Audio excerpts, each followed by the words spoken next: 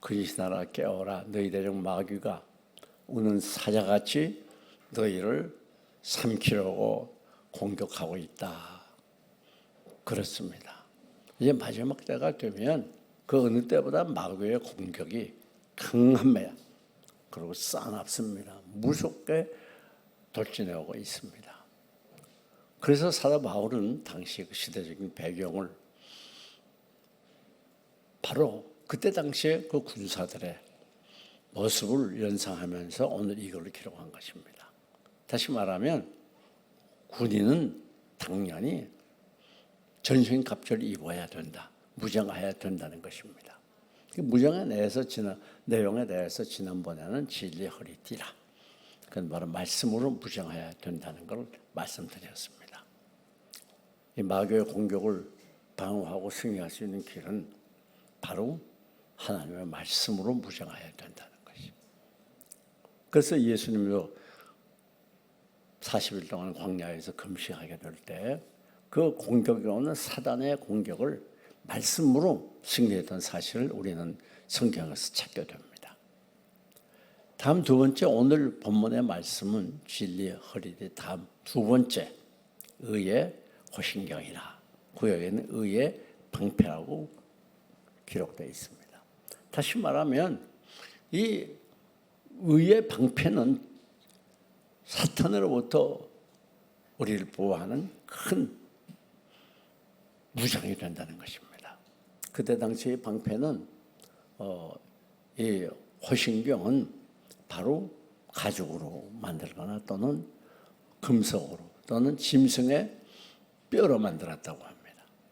그래서 가슴을 이렇게 가린다고 하니 앞에를 가린다고 하는 것은 무엇을 가르치는가 하면 그건 우리의 의지와 감정을 공격해 온다는 것입니다. 여러분, 사탄이 우리를 공격하게 될 때 어디를 공격해 오는가 하면 이 가슴을 공격해. 그러니까 이 가슴에는 이 앞면에는 중요한 기관이 다 있잖아요. 심장을 비롯해서 각 내장 기관들이 다 있습니다. 여러분, 이건 무엇을 가르치는 하니 사단은 우리의 이 의지와 감정을 공격해 온다는 것입니다.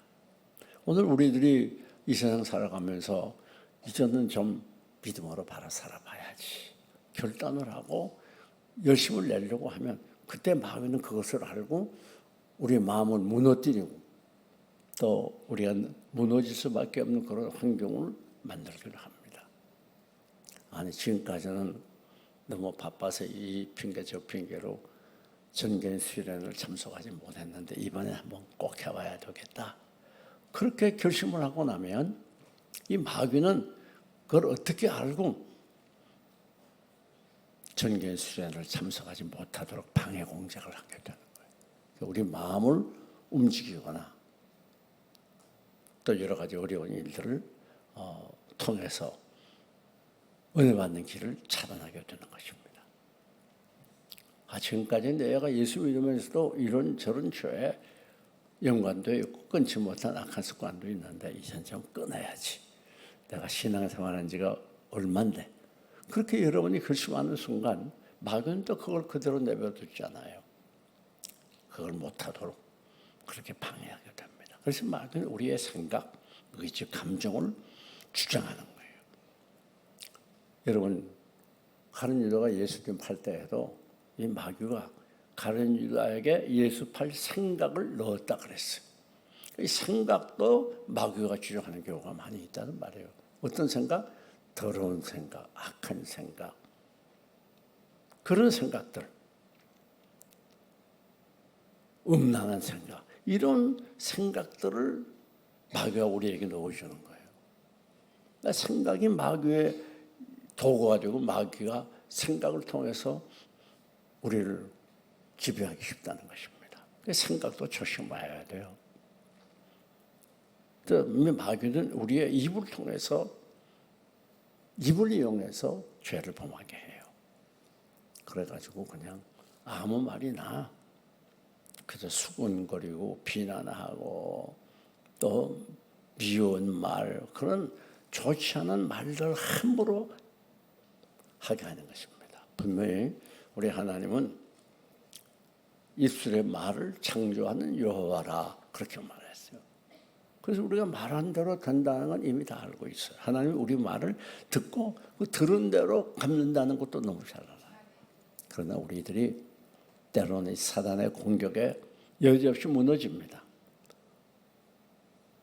함부로 말하고 함부로 행동하는 그런 경우들이 너무 많이 있어요. 그래서 입술이 하나님께로부터 오는 은혜와 축복을 가로막는 아주 중대한 장애물이 되고 우리를 불행하게 만드는 큰 도구로 사용이 되는 것입니다. 이 마귀는 우리에게 우리의 감정을 많이 이용해요. 그래서 껄핏하면 화나게 하고 남을 미워하게 하고 싸우게 하고 수군거리게 하고 비판하게 하는 거예요. 원망 불평하게 하고 좌절절망하게 하는 이 부정적인 모든 감정들은 모두가 이 마귀의 공격이에요. 그래서 이 우리의 감정을 마귀가 사로잡아요. 그래서 우리가 미운 감정을 가지다 보게 되면 결국 서로 싸움이 일어나게 되고 그 미운 감정이 계속되다 보면 극단적인 상황까지 가서 부부간에도 헤어지게 되고 또 사람은 죽이기도 하는. 그 마귀는 우리의 이 감정을 많이 이용해요. 여러분들이 꼭 기억해야 됩니다. 마귀에게 감정이 이용되면 안 돼요. 요즘처럼 이렇게 직장을 구하기 어려운 때에도 힘들게 직장을 구해놓으면 그 직장을 다니지 않으면 생계가 당장 어려워져도 감정을 건드리고 자존심을 상하게 하는 그런 일이 있으면 사정없이 뛰쳐나오는 경우가 종종 있잖아요. 왜? 그만큼 우리의 감정이 우리를 많이 지배하고 있는 것은 마귀는 우리 감정을 통해서 우리를 여지없이 공격해 오는 것입니다. 여러분들이 꼭 기억해야 되는 것은 부부가 됐든 이웃이 됐든 간에 우리가 미워하는 마음을 가질 때는 정신을 바짝 차려야 돼요. 이유와 동기가 어찌 됐든 이건 마귀의 공격이구나. 그렇게 알고 그 힘든 일이지만은 미워하는 마음을 속히 쫓아버려야 돼요. 그리고 사랑하도록 그런 감정을 갖도록 노력해야 돼요. 그러니까 우리의 이 의지, 우리의 생각, 우리의 감정을 마귀에게 맡기면 안 된단 말이에요. 마귀가 제 마음대로 우리를 농락하도록 죄에 방임하도록 우리의 입술도 마귀에게 맡기면 안 돼요.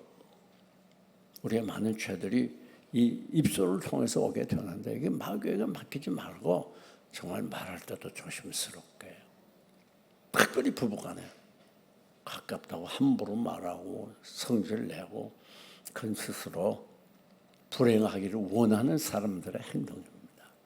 우리 입술을, 우리의 생각을, 우리의 감정과 의지를 누구에게 내어주지 말자고요. 마귀에게 내어주면 안 돼요. 마귀는 이 악벽에 가슴 쪽을 강하게 공격해 오기 때문에 우리가 늘 의의 신경을 딱 허신경을 붙이고 있어야 돼요. 마귀가 공격해 와도 승리할 수 있도록. 그런데 그럼이 의의 방패라고 하는 거, 허신경이라고 하는 게 도대체 무엇을 가르치느냐? 이것은 예수 그리스도가 우리에 죽으셨고 예수 그리스도가 생명으로 우리를 구속해 줬었어요. 우리가 예수 그리스도를 구주로 영접하면 그 순간에 어떻게 되는가 하면 우리 죄가 다 용서함을 받아요. 그리고 하나님이 죄에 있는 우리를 의인으로 칭하는 거예요. 그걸 신학적으로 칭의라 그 구원의 서정을 얘기하면서 우리가 믿음으로 의롭게 되는 과정을 칭의라 그렇게 말해요. 여러분이 가슴에 호순경을 두른다는 건 무슨 말인가 하면 하나님께서 우리가 예수 그리스도를 믿음으로 우리 모든 죄를 다 용서해 주시고 이제 죄인이었던 우리가 의인이 됐다고 하는 걸 100% 믿는 것. 그게 바로 의의 호신경을 착용하는 거예요. 굉장히 중요합니다. 어떤 사람은 과거에 오래전에 내가 뭐 이렇게 잘못했어. 그때 큰 실수했어. 그러면 그걸 평생에 가슴에 안고 괴로워하는 사람들이 있어요. 그것은 믿음이 아닙니다. 우리는 아무리 큰 죄를 범했더라도 주님께 나와서 십자가를 붙드는 시간, 예수 그리스도를 구주를 영접하는 시간, 다 용서함 받는 것이에요. 이걸 100% 믿어야 돼요. 그래야 사단의 공격을 승리할 수가 있어요. 종교개혁을 이루었더니 마르틴 루터가 일개 버젓갈 이름 없는 보잘것없는 신부로서 당시 권력을 한 손에 쥐고 있던 로만 카톨릭과 더불어 싸운다는 건 말이 안 되는 거죠, 사실은. 그러나 90여 거죠. 그 천주교의 잘못을 지적해서 교회 문 앞에 써붙였을 때 온 나라가 난리가 났습니다. 그때 마이가 찾아왔어요. 야, 루터야, 너 자신을 알아야 네가 어떻게 그런 큰일을 하냐. 내가 엄마 젖꼭지를 물었을 때도 범죄하고 내가 2살, 4살 지금까지 범죄해서 내가 결혼하고 나서도 범죄하고 있어. 너 같은 죄인이 어떻게 감히 종교개혁을 이루니? 그럴 때 마르틴 루터가 말하면 야, 너 정리하고 편을 준비해. 그러니까 마이가 신이 났어요. 왜? 아, 더 죄를 내가 많이 말하려고 그런가 보다. 그렇지. 이제 말해봐. 나는 예수 그리스도의 보혈로 지금까지 모든 죄를 다 용서 받았어. 그래서 이전 죄인이 아니라 의인이 됐어. 말하는 시간에 마이가 쫓겨갔다는 그런 이야기가 있어요. 그래서 꼭 기억해야 됩니다. 우리는 예수 그리스도의 보혈을 믿는 시간에 죄인이었던 우리들이 의인이 됐어요. 그래서 여기 칭이라고 하는 건 우리가 무슨 조금은 의의가 있고 잘한 게 있는 게 아니에요. 칭이라고 하는 것은 몇 가지 요소가 있는데 그 첫째 요소는 뭔가 하면 이 은혜성이에요. 은혜성. 그 말이 무슨 말입니까? 우리가 이렇게 구원을 받고 죄인이었던 우리가 의인이 되는 건 전적인 하나님의 은혜에 의한 것이라는 거예요. 우리 장로교 교인들은 어디 가나 똑같습니다. 이거 하나만 틀림없어요. 여러분이 행위로 구원받습니까? 믿음으로 구원받습니까? 무엇으로 구원받습니까? 그러면 하나같이 대답하는 게 믿음으로 구원받는다. 이거 하나만은 우리 장로교 교인들이 달아내요. 그런데 우리가 알아야 됩니다. 믿음으로 구원받는 게 아니에요.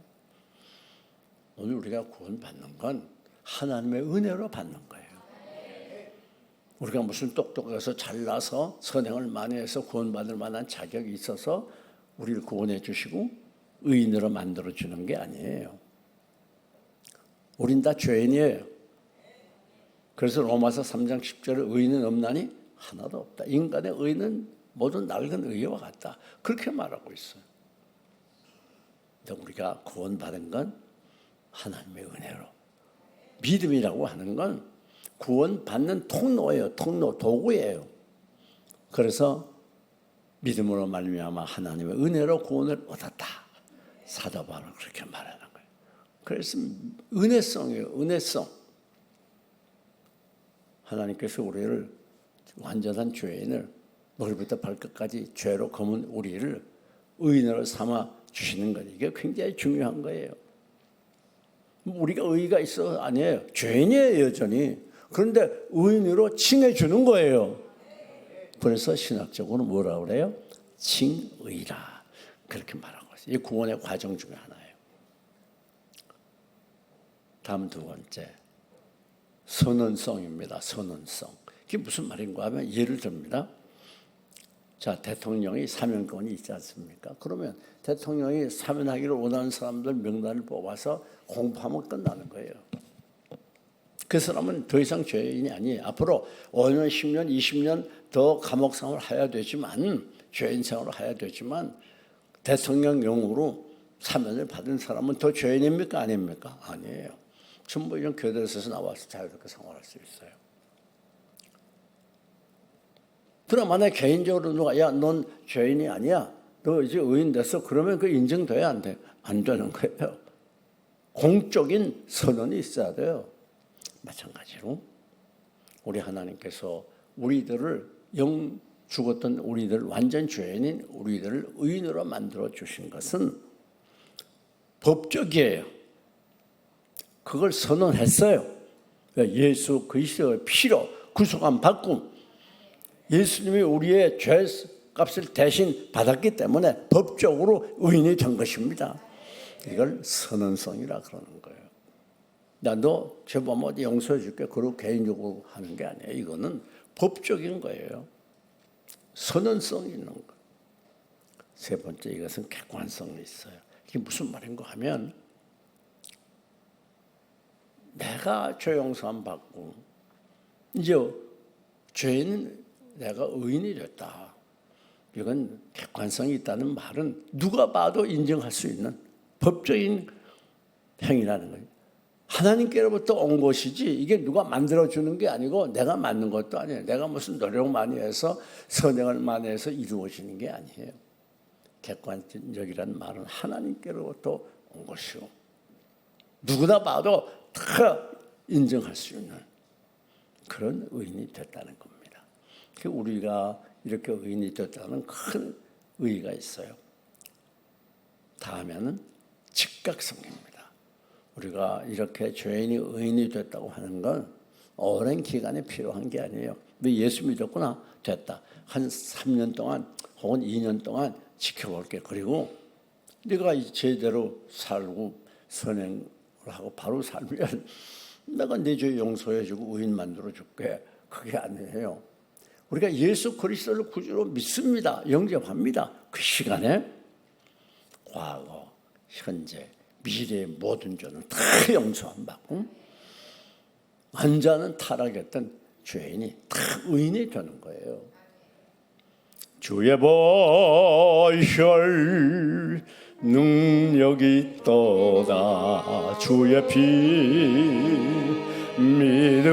믿어. 주의 보혈 그 어린 양의 매우 귀중한 피로다. 주의 보혈 능력이 있도다. 주의 피 믿어. 주의 보혈 그 어린 양의 매우 귀중한 피로다. 그러니까 과거에 범한 죄만 용서받는 게 아니라 예수 그리스도를 구주로 영접하는 시간에 과거에 범한 죄, 현재 범하고 있는 죄, 미래에 범할 죄까지 다 용서함을 받아요. 이게 신비의 기적 아닙니까? 어떻게 그런 일이 있을 수가 있어요? 그러니까 예수 그리스도를 구주로 영접하면 어떻게 돼요? 지금 죽어도 천국 가요. 구원 받습니다. 잘 모르는 분들이 그러잖아요. 알고 죽기 전에 범한 죄 다 해결하고 죽어야지. 그런 분들이 있어요. 아닙니다. 우리가 죄를 죽기 전에 회개하는 것은 그래서 우리 주님을 기쁘시게 하기 위한 것이지 구원의 증거가 동기가 아니에요. 우리는 이미 예수 그리스도를 구주로 영접하는 그 시간, 죄인이었던 우리가 의인이 되고 지옥의 자리에서 천국의 자리로 옮겨지기 때문에 꼭 기억하세요. 우리는 언제 어느 때 이 세상을 떠나게 돼도 천국에 가게 됩니다. 놀라운 진리요. 깊은 은혜가 아니고 무엇입니까? 그러니까 내가 예수 믿으면서 혹시 지옥 가지 않을까? 내가 과거 이렇게 많은 죄를 보면 아니에요. 염려하지 마세요. 여러분이 정녕 예수 그리스도를 구주로 영접했으면 천국은 보장되어 있습니다. 그리고 이 구원은 영원한 거예요. 우리가 의인이 된 건 이건 어느 기간 가면 또 변하는 게 아니에요. 내가 또 죄 범했다고 변하는 게 아니고 이건 영원토록 천국에 이르는 그 시간까지 여러분 의인의 자격을 갖추게 되는 거예요. 이만큼 예수 그리스도의 보혈의 능력이 위대하고 큰 것입니다. 여러분 그러면 아니 예수 이 의의 흉배를 허신경을 가슴에 둘렀다고 하면 그 의의 흉배 허신경을 두른 사람은 어떤 생활을 하게 되는가? 그것은요 하나님의 말씀 순종을 위해서 희생하고 포기하는 삶을 살게 돼요. 그게 자연히 따라오는 거예요. 여러분, 우리가 잘 아는 아브라함 보면 하나님께서 어느 날 갑자기 나타나가지고 내 친척과 본토 아버지 집을 떠나 내가 네게 지시하는 땅으로 가라. 이것은요 얼마나 희생을 요구하는 건지 모릅니다. 갑작스럽게 다 떠나야 돼. 아니, 다 떠나는 것뿐 아니야. 지금 어디로 갈지도 몰라. 목적지도 몰라. 가서 뭘 먹고 어떻게 살아야 될지 몰라. 여러분, 그런 일 어떻게 하겠습니까? 지금 이민 가는 분들 미국, 영국 그곳에 이미 다 집도 준비해 놓고 살 방식을 꾸며 놓고 떠나지. 그냥 무작정 떠난 사람이 어디가 있어요? 그래 비행장 가면 비행기에 내리기만 하면 다 마중 나오고 그렇게 안 합니까? 그런데 아무것도 대책이 없어요. 이건 얼마나 인간적으로 볼 때 바보스러운 일이고 어리석은 일인지 모릅니다. 절대적인 희생이 요구되는. 지금처럼 무슨 비행기 타고 뭐 자동차 타고 가는 게 아니잖아요. 그 먼 거리를 걸어서 차려야 짐승감 타고 타는 거예요. 그리고 강도의 위험이 있는 것이에요. 여러분, 그 절대적인 희생 없으면 못하는 거예요. 우리가 정말 예수 그리스도를 구주로 영접하고 이제 죄인은 우리가 의인이 되고 지역의 자리에서 천국까지 가게 됐다면 따라오는 게 있어요. 그게 뭔가 하면 주님과 몸된 교회를 위해서 포기하고 희생할 줄 아는 거예요. 요즘에는 너무 편리한 시대가 되지 않았습니까? 지금까지 인류 역사 지금처럼 편리한 시대가 어디 있었겠어요? 정말 편리하고 편하고 그런 시대가 됐어요. 그러다 보니까 사람들이 안일해졌어요. 그러니까 예수 믿는 것도 편하게 믿으려고 그래요. 정말 우리가 그리스도를 위해서 교회를 위해서 희생하고 노력하고 애쓰고 그런 게 다 없어졌어요. 아니, 그 뭐 때문에 그렇게 새벽기도까지 나가? 편하게 예수 믿지. 세상이 다 그런데 왜 너만 그렇게 유달려 그러지? 그래서 편하게. 지금은 이 기도원들이 지금 한국에 있는 기도원들이 굉장히 힘들어하고 있습니다. 왠고하면 사람들이 모여야 운영이 되겠는데 그걸 안 모여요 지금은. 그래가지고 전부 콘도로 가고 유락시설형에 간단 말이에요. 그러니까 기도를 운영할 수가 없어.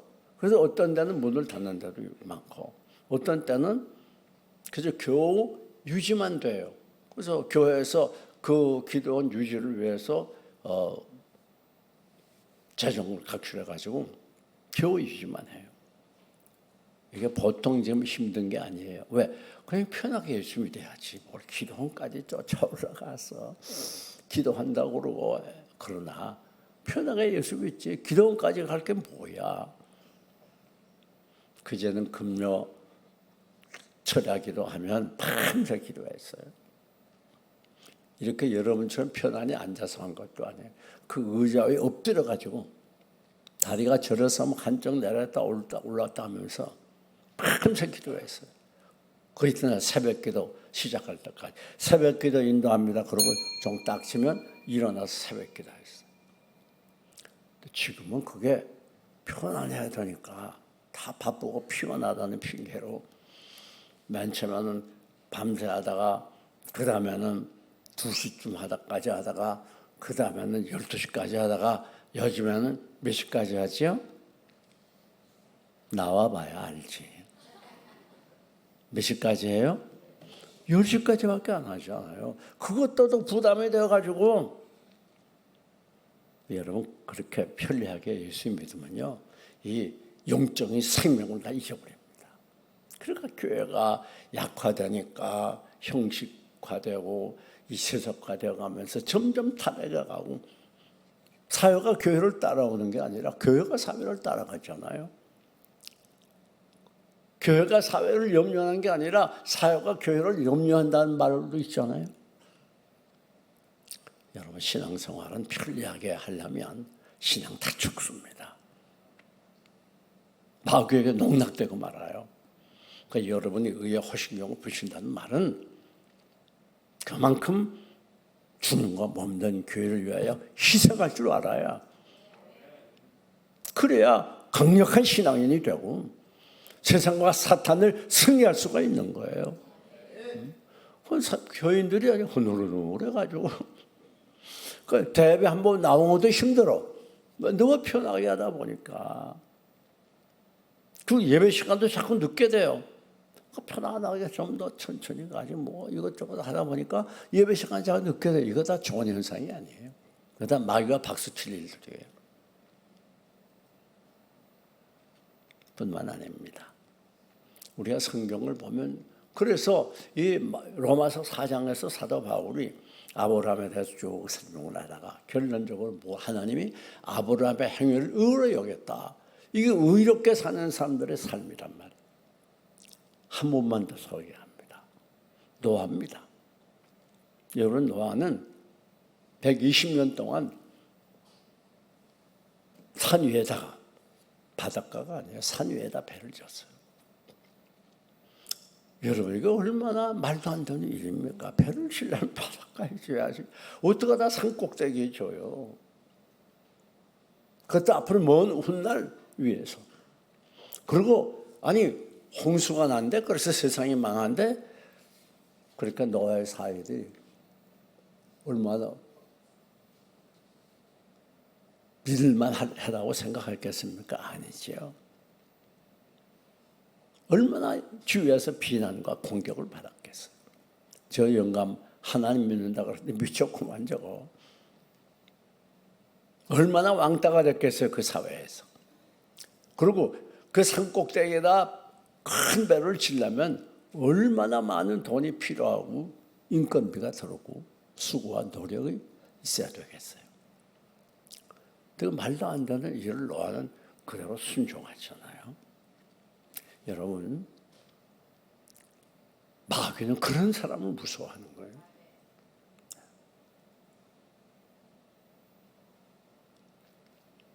꼭 기억하세요.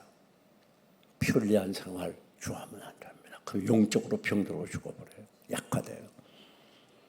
뿐만 아니라 여러분이 예수 믿으려고 그러면 경건히 살려고 하면 무릇 경건하게 살고자 하는 자는 핍박을 받으라는 것처럼 여러분 회사에서나 여러분이 교제하는 많은 사람들, 또 가정에서 이웃에나 왕따 될 수도 있어요.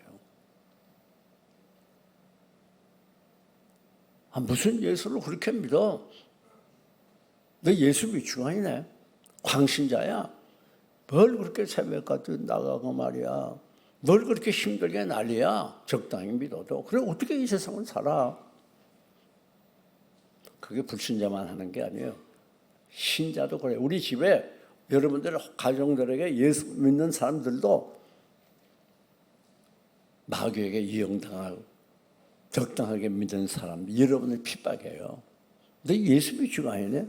뭐 그렇게 예수 믿어? 너 유다리가 그렇게 예수 믿냐? 너 그렇게 밤낮 교회 가서만 살면 어떻게 하는 거야? 비난하기 시작해요. 특별히 여러분의 회사나 불신자와의 관계에서 나는 삼선능교회 아무개 집사입니다. 딱 밝혀봐요. 그 다음부터 여러분을 보는 시각이 달라져요. 그게 바로 어둠에 빛을 비추는 거예요. 내가 기독교의 신분을 밝히는 것 자체가 그때부터 빛이 비추기 시작하는 거예요. 그때 불신자들의 시각이, 여러분 보는 시각이 달라져요. 저 믿는다더니 어떻게 하나 보자. 그러다 저들은 다 그러면서도 뭐 하나 좀 마음에 걸리면 저 예수제인데가 저래 비판하는 거예요. 저들끼리 쑥거리고 왕따되기 쉬워요. 그거 두려워하면 안 됩니다. 여러분, 다니엘과 사드락 아벤느고가 우상에 들었던 제목을, 이 음식을 먹지 않겠다고 뜻을 정했다고 그랬어요.